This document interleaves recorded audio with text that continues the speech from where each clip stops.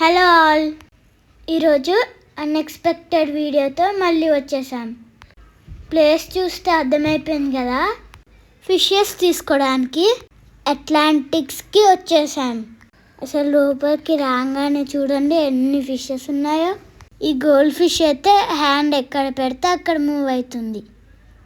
Fishes colours, వాటి moments నన్ను చాలా ఈ ప్లేస్కి అట్రాక్ట్ చేసేసాయి. నేను ఫిషెస్ కొనడానికి వచ్చానని కంప్లీట్గా మర్చిపోయా. చూడండి నన్నే చూస్తుంది కదా. ఇక్కడ ఉన్నంతసేపు నాకు చాలా ప్లెజెంట్గా అనిపించింది.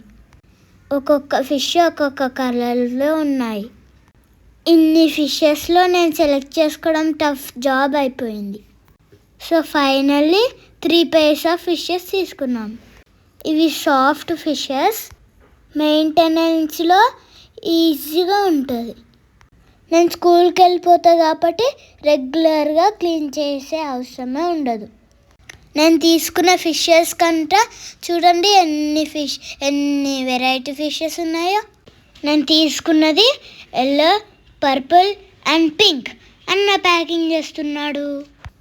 బయటికి వచ్చేసరికి బర్డ్ సెక్షన్ ఉంది.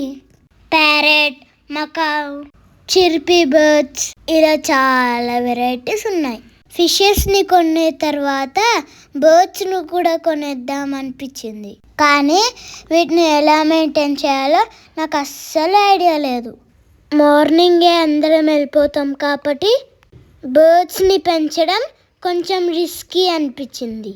ఈ లవ్ బర్డ్స్ అయితే భలే నచ్చేసాయి నాకు. కలర్గా లైట్ కలర్, డార్క్ కలర్, అన్ని కలర్స్ ఉన్నాయి ఇక్కడ. నాకు ఎప్పటి నుంచో పెట్ని పెంచుకోవాలని ఉంది. పెట్ కొనుక్కోవడానికి నేను చెర్రీ చిన్నగా ఉన్నామని డిలీట్ చేస్తున్నాం. నాకైతే ఒక చిన్న పప్పి కొనుక్కోవాలని డ్రీమ్. మమ్మీ ఏమో నువ్వు చెర్రీ ఉన్నారు కదా, ఇంకో పప్పి ఎందుకు అని అంటుంది. సో ఫన్నీ కదా. మీ ఇంట్లో కూడా ఇలానే అంటారా? ఇక్కడ అన్న కూడా చాలా బాగా ఎక్స్ప్లెయిన్ చేశాడు అన్నీ. బర్డ్స్ ఎలా పెంచాలి, మెయింటెనెన్స్ ఎలా చేయాలి అని.